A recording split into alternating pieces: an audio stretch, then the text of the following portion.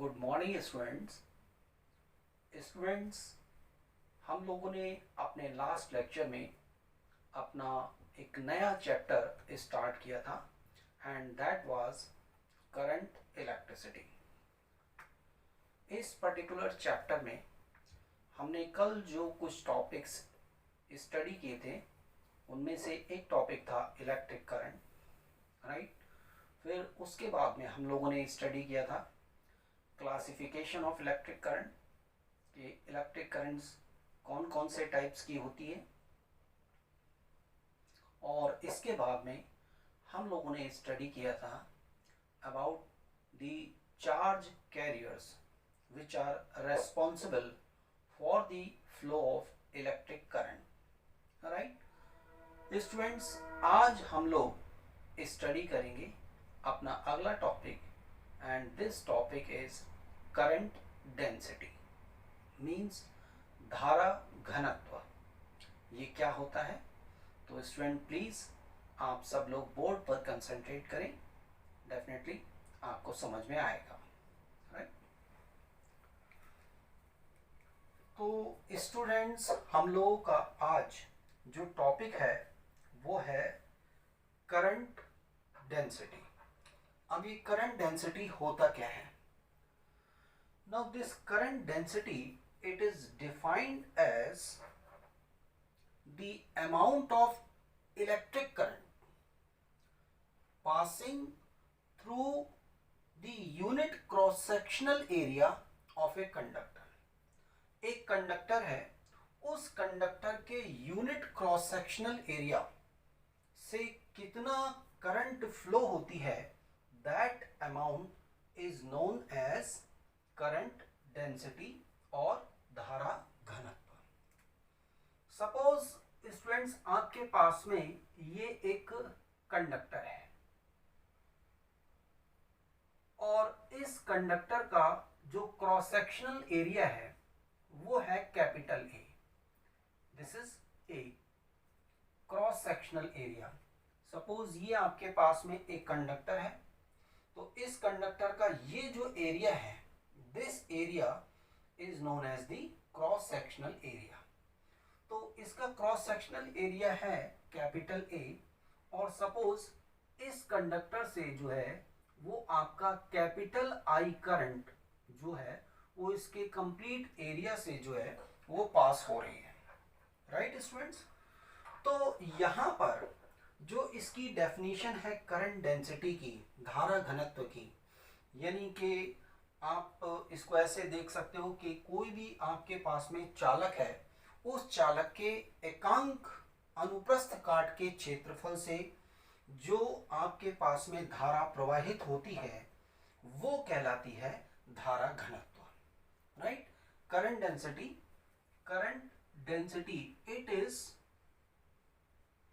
it is defined as the amount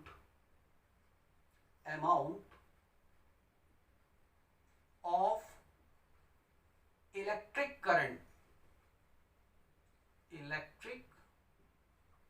current passing through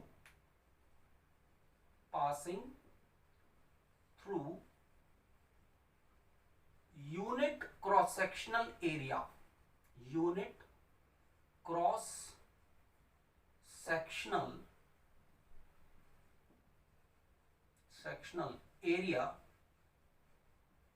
of a conductor यहां पर ये this is the definition of current density. तो यहां पर मैंने अज्यूम किया है, सपोज ये आपके पास में एक कंडक्टर है, इसमें आई अमाउंट ऑफ करंट जो है वो इसके कंप्लीट एरिया से जो है वो पास हो रही है। मींस ये जो करंट है आपके पास में, यहाँ जो टोटल करंट फ्लो हो रही है दैट इज आई, राइट। और इस कंडक्टर का जो क्रॉस सेक्शनल एरिया है वो है कैपिटल ए। तो इट मींस यहाँ पर अगर मैथमेटिकली इसको रिप्रेजेंट करें तो current density this will be equal to क्या होगा, current upon cross sectional area, right. ये हम इसको रिप्रेजेंट करते हैं मैथमेटिकल फॉर्म में, हम इसको इस तरीके से इस एक्सप्रेशन के थ्रू हम रिप्रेजेंट कर सकते हैं। Current density is equal to current upon area. This current density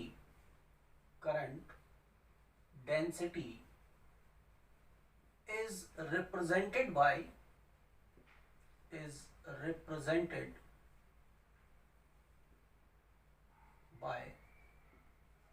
J, right. तो इसको हम J से हम इसको रिप्रेजेंट करते हैं।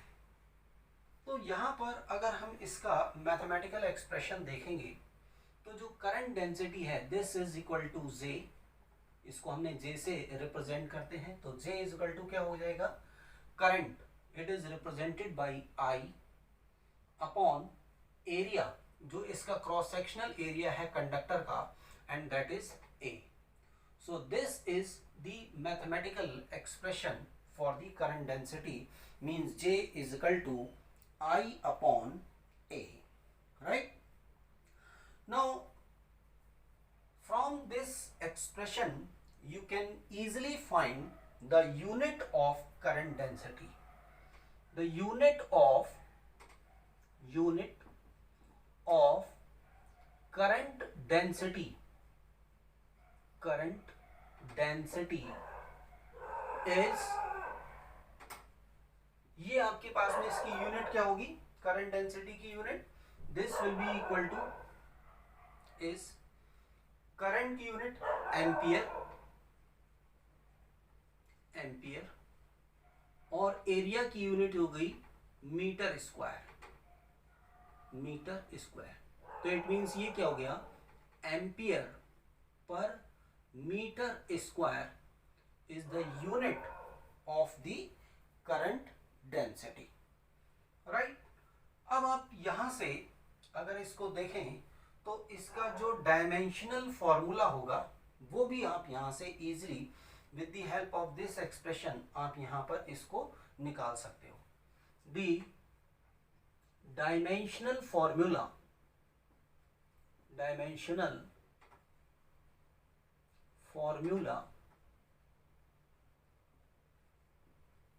for the current density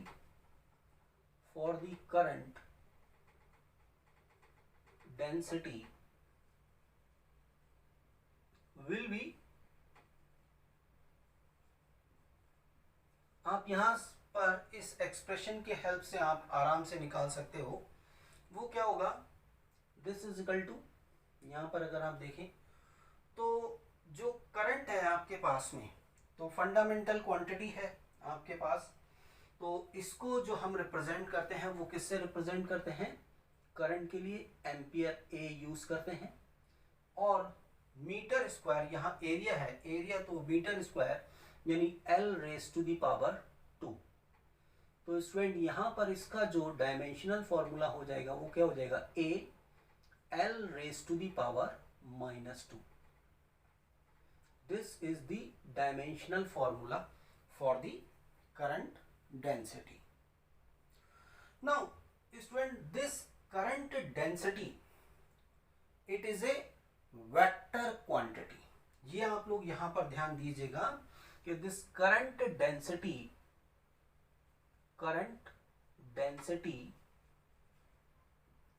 is a vector quantity. ये आपके पास में क्या है, this is a vector quantity. अब वेक्टर क्वांटिटी है तो इट मींस इसके अंदर क्या होगा, मैग्नीट्यूड भी होगा और इसकी डायरेक्शन भी होगी। तो मैग्नीट्यूड तो आप यहाँ से जो आपने इसके लिए करंट डेंसिटी के लिए मैथमेटिकल एक्सप्रेशन लिखा है, तो इस एक्सप्रेशन से आप करंट डेंसिटी का जो मैग्नीट्यूड है J is equal to I upon A, यहाँ से आप कैलकुलेट कर सकते हैं, and its direction is in the direction of electric current. ये हमें ध्यान रखना है, its direction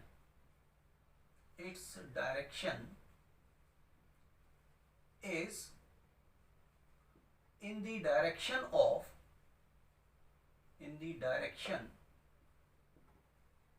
electric current,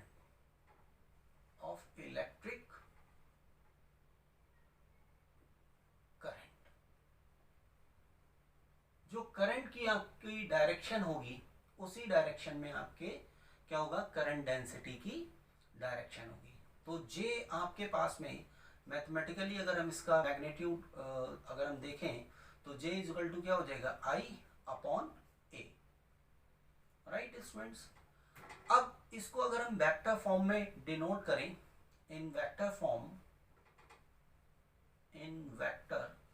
form, तो यहां पर स्टूडेंट ये क्या होगा, J vector, right, this is equal to I तो आपको मालूम ही है करंट क्या है, आपके पास में एक स्केलर क्वांटिटी है, और यहां पर जो एरिया है that area is considered as area vector. इसको हम एरिया वेक्टर की तरह ट्रीट करेंगे तो ये आपके पास में क्या हो जाएगा, this will be become a vector. Now from here this I is equal to, ये क्या होगा, J vector dot A vector. Means अगर आप यहां से देखो तो I is equal to J A cos theta, यहां से आप इसको निकाल सकते हो, I is equal to J A cos theta, where theta is the angle between the current density vector and the area vector. तो करंट डेंसिटी वेक्टर और area vector के बीच में जो एंगल है उसको हम यहां पर लेते हैं थीटा। नाउ स्टूडेंट्स, अगर आप इस फिगर में देखें, ये जो फिगर आपको दे रखी है, इस पर्टिकुलर फिगर में ये आपके पास में एक कंडक्टर है और इस कंडक्टर में आई अमाउंट ऑफ करंट जो है वो यहां से फ्लो हो रही है इसके कंप्लीट क्रॉस सेक्शनल एरिया से। तो इस जो ये आपके पास में क्रॉस सेक्शनल एरिया है, ये जो यहाँ पर आप दिखाई दे रहा है यहाँ पर, इसके करस्पॉन्डिंग एरिया वेक्टर की डायरेक्शन क्या होगी, आउटवर्ड होगी, बाहर की तरफ होगी। तो ये तो आपके पास में डायरेक्शन हो गई, this is the direction of area vector. और यहाँ पर जो करंट डेंसिटी वेक्टर है, तो करंट डेंसिटी वेक्टर आपको मैंने यहाँ पर बताया, its direction is in the direction of electric current. इसकी डायरेक्शन किधर होती है, जो इलेक्ट्रिक करंट की डायरेक्शन होती है उसी डायरेक्शन में होती है। तो यहाँ पर यहाँ इसी डायरेक्शन में आपके पास में क्या हो गया, this is current density vector. तो अब आप इस पर्टिकुलर केस में यहाँ पर देखेंगे, here theta is equal to कितना होगा, 0 डिग्री। तो जब 0 डिग्री है तो it means I is equal to आपके पास में क्या हो गया, this will be equal to j a cos 0 degree means 1 means I is equal to j a। तो यहाँ से आप इसके लिए करंट भी आप ये देख सकते हैं। तो बहुत सारे क्वेश्चंस में आप इसको यूज में ले सकते हैं स्टूडेंट्स, तो आप इस पॉइंट को आप ध्यान रखेंगे। तो ये बहुत ही एक इम्पोर्टेंट पॉइंट है, छोटा सा पॉइंट है करंट डेंसिटी का। तो इस पर्टिकुलर पॉइंट को आपको क्या रखना है, अपने माइंड में रखना है और इसको हमेशा याद रखना है। राइट स्टूडेंट्स, अब इसके बाद हम अपना एक नया टॉपिक जो है स्टूडेंट्स वो हम स्टार्ट करते हैं, and this is electric current through a conductor. Means एक कंडक्टर में आपका इलेक्ट्रिक करंट जो है वो कैसे फ्लो होती है। सपोज ये कंडक्टर है, तो इस कंडक्टर में जो इलेक्ट्रिक करंट है वो किस तरीके से फ्लो होती है, कि इसके इंटरनल ऐसे क्या चीज़ है जो इसमें चार्ज कैरियर्स हैं, जो इलेक्ट्रॉन्स हैं, उनका मूवमेंट होता है और उनके मूवमेंट से फिर आपके पास में करंट फ्लो होती है। तो अब हम उसको स्टडी करेंगे। राइट स्टूडेंट, तो यहाँ पर हम अपना नेक्स्ट टॉपिक लेते हैं, and this topic is electric current through a conductor. This is electric current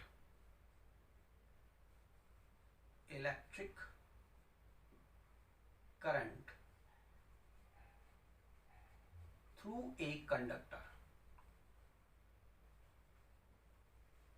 through a conductor.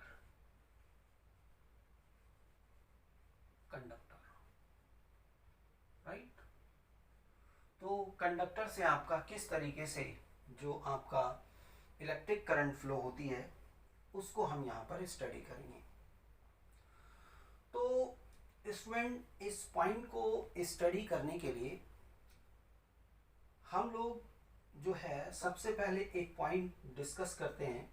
वो आपको मालूम है, आपने प्रीवियस चैप्टर्स में भी इस पॉइंट को डिस्कस किया है। We know that all metals, जितने भी मेटल्स हैं, are good conductor of electricity. Right. जितने भी मेटल्स हैं they are good conductor of electricity, means उनमें जो इलेक्ट्रिक करंट है वो इजीली फ्लो होती है। अब ये इलेक्ट्रिक करंट क्यों फ्लो होती है? Because the metals they have very large number of free electrons. Metals में क्या होते हैं? फ्री इलेक्ट्रॉन्स होते हैं। राइट। और इन फ्री इलेक्ट्रॉन्स के कारण जो है वो करंट आपका इजीली फ्लो होती है। अब इस चीज को हम कैसे एक्सप्लेन करें कि भाई कंडक्टर से जो करंट जो है वो आपका इजीली फ्लो होती है। अगर हमें इस चीज को एक्सप्लेन करना है कि कैसे चालक से आपका विद्युत धारा या electric current through a conductor, अगर इसको हमें एक्सप्लेन करना है तो this can be explain with the help of electron model of an atom. हम लोग यहां पर क्या स्टडी करते हैं? Electron model, electron model, right, for an atom. एक एटम के हम इलेक्ट्रॉन मॉडल की हेल्प से हम इसको एक्सप्लेन कर सकते हैं कि आपका कंडक्टर से आपका इलेक्ट्रिक करंट जो है वो कैसे फ्लो होती है। तो इसके लिए हमें सबसे पहले क्या पता होना चाहिए कि जो एटम है उस एटम का जो हमें इंटरनल स्ट्रक्चर है उस इंटरनल स्ट्रक्चर के बारे में हमें नॉलेज होनी चाहिए कि भाई एटम का इंटरनल स्ट्रक्चर क्या होता है। तो स्टूडेंट्स, हम लोग ये जानते हैं कि जो एटम है इसके अगर हम इंटरनल स्ट्रक्चर को क्लोजली एग्जामिन करें तो हमें पता लगता है कि इस एटम के अंदर आपके दो पार्ट होते हैं। नंबर एक तो होता है very small positively charged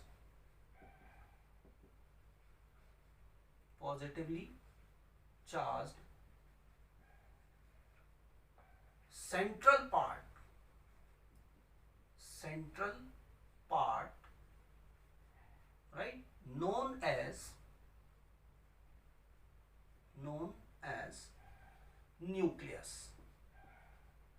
nucleus. इसमें क्या होता है? एटम के अंदर इसके इंटरनल स्ट्रक्चर को अगर हम क्लोजली एग्जामिन करें तो हमें पता लगता है कि भाई इसके अंदर एक बहुत ही स्मॉल, छोटा, पॉजिटिवली चार्ज, मतलब टोटल उस पर पॉजिटिव चार्ज होता है, सेंट्रल पार्ट होता है, राइट, और this part is known as nucleus. इसको हम क्या कहते हैं? न्यूक्लियस कहते हैं।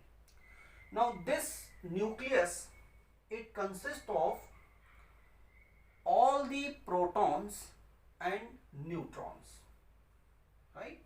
तो ये आपके पास में, सपोज मैं यहां पर इसको दिखाता हूं, ये है आपके पास में न्यूक्लियस। इसको मैंने कह दिया दिस इज न्यूक्लियस। अब इसके अंदर क्या होते हैं? प्रोटॉन्स एंड न्यूट्रॉन्स, ये आपके पास में होते हैं। प्रोटॉन्स और न्यूट्रॉन्स होते हैं and they are called nucleons. Now around the nucleus the electrons of the atom revolve in various circular orbits। यहां पर सेकेंड पार्ट में क्या हो गया आपका? Around the nucleus around the nucleus, the electrons of the atom, right, उस atom के जो इलेक्ट्रॉन हैं revolve in various circular orbits.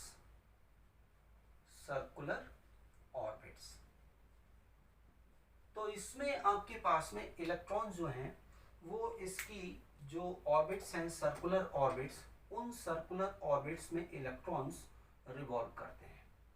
Suppose ये एक सर्कुलर ऑर्बिट है, ये एक नेक्स्ट सर्कुलर ऑर्बिट है, ये एक नेक्स्ट सर्कुलर ऑर्बिट है. तो ऐसे आपके पास में इसकी ये सर्कुलर ऑर्बिट्स हैं. अब इन सर्कुलर ऑर्बिट्स में इलेक्ट्रॉन्स होते हैं. एक सपोज इलेक्ट्रॉन यहाँ आपने अज्यूम कर लिया, ये एक इलेक्ट्रॉन यहाँ आपने अज्यूम कर लिया, एक इलेक्ट्रॉन आपने यहाँ पर अज्यूम कर लिया और एक इलेक्ट्रॉन आपने यहाँ अज्यूम कर लिया. ये इलेक्ट्रॉन्स हैं इन वेरियस ऑर्बिट्स. ये इसके चारों तरफ जो है वो रिवॉल्व करते रहते हैं. तो ये आपके पास में एक एटम का जो है वो इंटरनल स्ट्रक्चर होता है.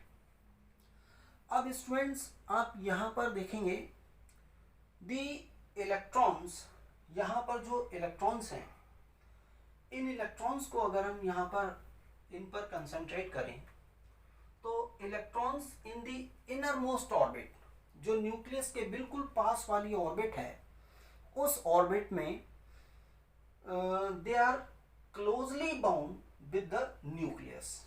जो इनर मोस्ट ऑर्बिट के अंदर जो इलेक्ट्रॉन्स हैं वो न्यूक्लियस के साथ स्ट्रॉन्ग बॉन्ड्स के थ्रू, इलेक्ट्रोस्टैटिक फोर्सेस के थ्रू स्ट्रांगली बॉन्डेड रहते हैं. That's why they are called bonded electrons. इनको हम क्या कहते हैं? Bounded electrons. And these bounded electrons they are bounded in such a way that they never leaves the atom. ये किसी भी एटम को छोड़ते नहीं है, ये छोड़ करके जाते नहीं. अगर इनको थोड़ी सी भी एनर्जी मिले तो ये जाते नहीं है, क्योंकि न्यूक्लियस और इलेक्ट्रॉन्स के इनर मोस्ट ऑर्बिट के अंदर जो इलेक्ट्रॉन्स हैं उनके बीच में बहुत स्ट्रॉन्ग इलेक्ट्रोस्टैटिक फोर्स होते हैं, जिसकी वजह से ये नहीं जा पाते. Now these electrons are known as bounded electrons, and these electrons are not free to move within the metal. ये जो electrons हैं they are not free to move within the metal. metal है उसके अंदर ये move करने के लिए free नहीं होते हैं. Now second, अगर हम electrons की बात करें, जो second electrons हैं वो हैं आपके पास में outer most orbit में जो इलेक्ट्रॉन्स हैं. The electrons in the outer most orbit, right, जो बिल्कुल बाहरी ऑर्बिट में हैं, which experiences a very small electrostatic force of attraction. ये इनके बीच में क्या है? वेरी स्मॉल अट्रैक्शन होता है. एज आप देख सकते हैं इनकी डिस्टेंस बढ़ गई, तो डिस्टेंस बढ़ने से क्या होगा? जो इलेक्ट्रोस्टैटिक अट्रैक्शन है वो आपके पास में यहाँ क्या हो जाएगा? कम हो जाएगा. तो इन पर न्यूक्लियस का जो कंट्रोल है वो क्या होता है? वो बहुत कम होता है. Now these electrons they move away from the atom by acquiring a small amount of energy. तो इन इलेक्ट्रॉन्स को अगर हम थोड़ी सी भी एनर्जी इनको प्रोवाइड कर दें तो ये थोड़ी सी भी एनर्जी लेकर के ये उस एटम को छोड़ देते हैं, और जो मेटल है आपका, उस मेटल के अंदर ये आपका इजीली मूव करने लगते हैं. But they never leaves the metal. उस मेटल को छोड़ करके नहीं जाते, उस मेटल के अंदर ही जो है वो फ्रीली, इसके अंदर ही जो है वो ये मूव करते रहेंगे. Now these electrons they are called free electrons. इनको हमने क्या कहा है? Free electrons. Free electrons. और ये आपके पास में क्या है? बाउंडेड इलेक्ट्रॉन्स हैं. Bounded electrons. तो ये जो फ्री इलेक्ट्रॉन्स हैं they are free to move, और बाउंडेड इलेक्ट्रॉन्स जो हैं ये मूव नहीं कर पाते. तो अब आपका यहां पर क्या होता है? दी जो आपके पास में फ्री इलेक्ट्रॉन्स की अगर हम वेलोसिटी की बात करें at room temperature, and this comes out to be approximately 10⁵ metre per second, इसके अप्रोक्सीमेट होती हैं. The free electrons within the metal moves here and there in a random manner. ये जो फ्री इलेक्ट्रॉन्स हैं वो आपके इधर उधर ये मूव करते रहते हैं. एक आपके पास में सपोज ये एक मेटल है और इस मेटल के अंदर बहुत सारे फ्री इलेक्ट्रॉन्स हैं, तो ये इलेक्ट्रॉन जो है वो आपका इधर मूव कर रहा है, ये इलेक्ट्रॉन इधर मूव कर रहा है, राइट. इसके बाहर नहीं, मतलब अंदर ही इस तरीके से. यहाँ इलेक्ट्रॉन है वो ऐसे मूव कर रहा है, ये इलेक्ट्रॉन ये इस डायरेक्शन में मूव कर रहा है.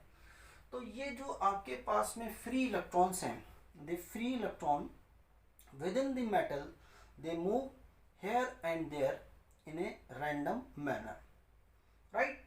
Now but when an electric field is applied, जब भी हम एक इलेक्ट्रिक फील्ड को अप्लाई करते हैं across the terminals of a conductor, एक कंडक्टर के टर्मिनल्स पर हमने क्या किया, एक इलेक्ट्रिक फील्ड को अप्लाई कर दिया. तो सपोज आपने इसको पॉजिटिव चार्ज प्रोवाइड किया और इसको negative charge potential battery connect कर दी, तो अब आपका इलेक्ट्रिक फील्ड क्या हो जाएगी, इस डायरेक्शन में हो जाएगी, प्लस से माइनस की तरफ. इलेक्ट्रिक फील्ड की डायरेक्शन ये है, इस डायरेक्शन में. अब इससे होगा क्या कि ये जो आपके जितने भी इलेक्ट्रॉन्स हैं, इन इलेक्ट्रॉन्स पर आपका इलेक्ट्रिक फील्ड की अपोजिट डायरेक्शन में एक फोर्स लगेगा सारे इलेक्ट्रॉन्स पर. तो होगा क्या कि these electrons they align themselves, right. Electric field इस डायरेक्शन में, ये पॉजिटिव टर्मिनल और ये नेगेटिव टर्मिनल है. तो ये सारे इलेक्ट्रॉन्स जो हैं वो आपका ये अपने आप को अलाइन कर लेते हैं opposite to the direction of electric field. ये इलेक्ट्रिक फील्ड की अपोजिट डायरेक्शन में इस तरीके से इन पर फोर्स लगेगा और ये they start moving towards the positive terminal of the conductor. तो अलाइन देमसेल्फ एक तरीके से सारे के सारे इन्हें एक पर्टिकुलर डायरेक्शन में, एक डेफिनेट डायरेक्शन में they starts moving. Now due to this the electric current flows through the conductor. तो जब ये आपके इस तरीके से मूव करते हैं तो अब आपका जो करंट है वो आपका करंट जो है यहाँ पर फ्लो होने लगती है इस डायरेक्शन में, मतलब जो आपका ये है, राइट. तो यहाँ पर करंट जो है वो आपका फ्लो होने लगेगी. तो स्टूडेंट्स आपको यहाँ पर समझ में आ गया होगा कि कैसे आपका करंट जो है वो फ्लो होती है थ्रू दी कंडक्टर्स. तो इसको आपको ध्यान में रखना है, राइट. तो इसको आप अच्छे ढंग से समझ गए. तो आज मैं इसको यहीं तक रखता हूँ. नेक्स्ट लेक्चर में मैं अपना नेक्स्ट टॉपिक लूँगा. Thank you students, thank you very much.